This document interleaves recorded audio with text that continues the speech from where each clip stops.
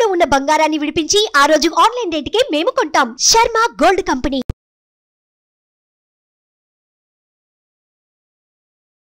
నమస్తే, welcome to Suman TV. నేను మీ యామ్ని. ప్రస్తుతం మనతో ఉన్నారు ప్రముఖ ఆధ్యాత్మికవేత్త డాక్టర్ అనంతలక్ష్మి గారు ఉన్నారు. అమ్మని అడిగి మనకున్న సందేహాన్ని అడిగి తెలుసుకుందాం. నమస్తే అమ్మా. నమస్తే తల్లి. అమ్మ, ఇప్పుడు మనకి అదృష్టం వచ్చే ముందు కానీ దరిద్రం వచ్చే ముందు కానీ అసలు వచ్చే సంకేతాలు ఏంటమ్మా మనకి? అదృష్టం అంటే ఏంటి? కనపడనిది, దృష్టము కానిది. అయితే మనం అంటే మంచిదాన్ని అదృష్టం అంటున్నాం, చెడ్డదాన్ని దురదృష్టమను దరిద్రమను అంటున్నాం. రెండు అదృష్టమైన దురదృష్టమైన దాని నిజానికి సదదృష్టం అనాలి. ఇది దురదృష్టం అయినప్పుడు. కానీ అదృష్టం అంటేనే మంచిది అని, దురదృష్టం అంటే చెడ్డది.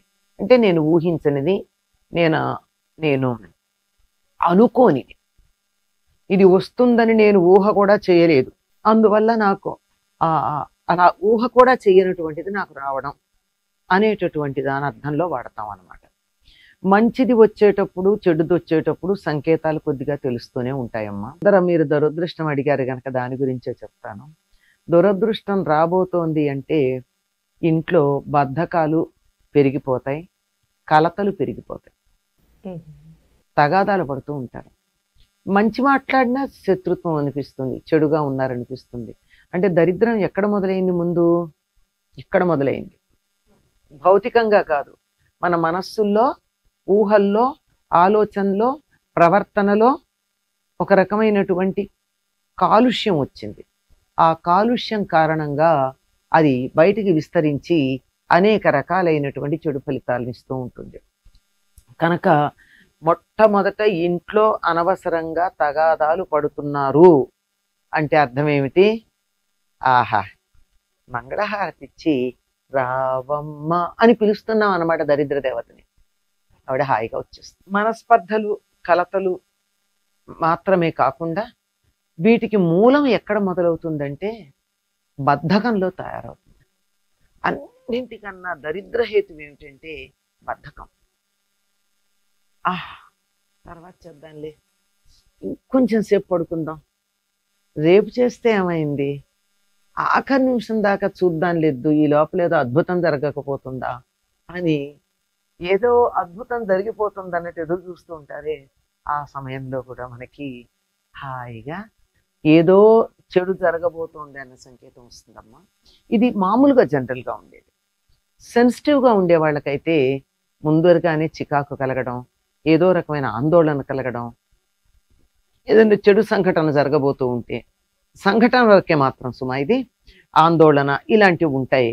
కాకుండా మొత్తం చుట్టుపెట్టుకుని వస్తోంది అంటే మొత్తం మీద కనపడేటటువంటిది మనస్పర్ధలు, బద్ధకాలు, ఇంట్లో శుచిగా లేకపోవడం.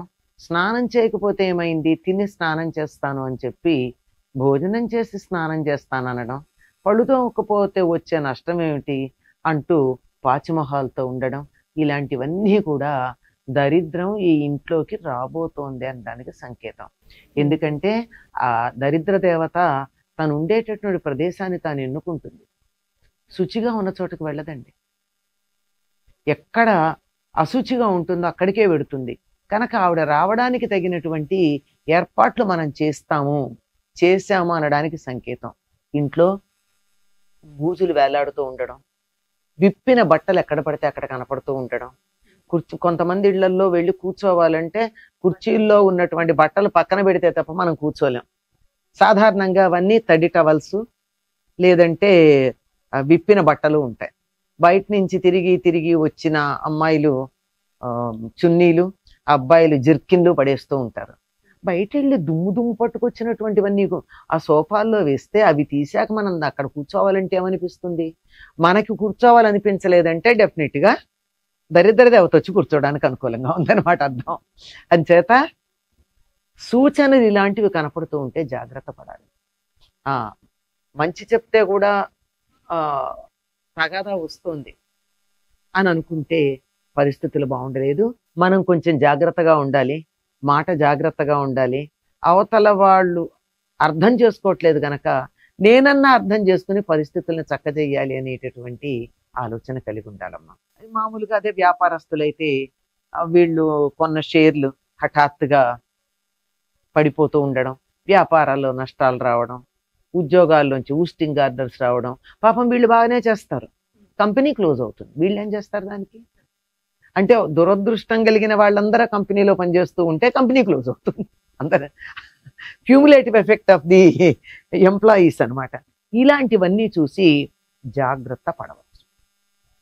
ఇంకా మీరు అన్నట్టు అదృష్టం రావడానికి సంకేతం ఏమిటంటే ఇంట్లో ఉన్న వాళ్ళందరూ ఆనందంగా ఉంటారు, సంతోషంగా ఉంటారు, ఎప్పుడూ కూడా నవ్వుతూ పేలుతూ తుళ్ళుతూ ప్రపంచంలో ఉన్న ఆనందం అంతా ఇక్కడే ఉందా అనిపించేటట్టుగా ఉంటారు. అట్లా ఉన్నటువంటి చోట తప్పనిసరిగా అదృష్టం కలిసి వస్తుంది. కనుక మనకు అదృష్టం రావాలి అంటే ముందు మనసులో ఉన్న చికాకు పక్కన పెట్టాలి, కోపతాపాలు పక్కకు పెట్టాలి.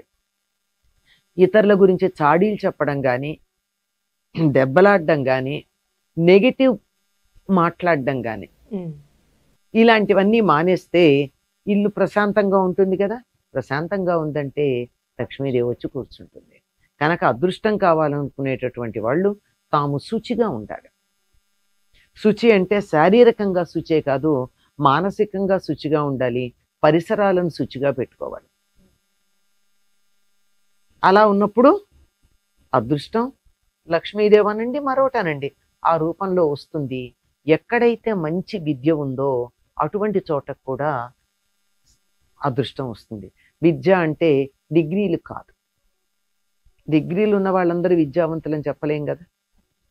అంచేత ఆ సబ్జెక్ట్ యొక్క సారం తెలియాలి, దాని తత్వం తెలియాలి, దాని ఉపయోగం తెలియాలి, దాని యొక్క అసలు లక్షణం ఏదుందో అది తెలియాలి.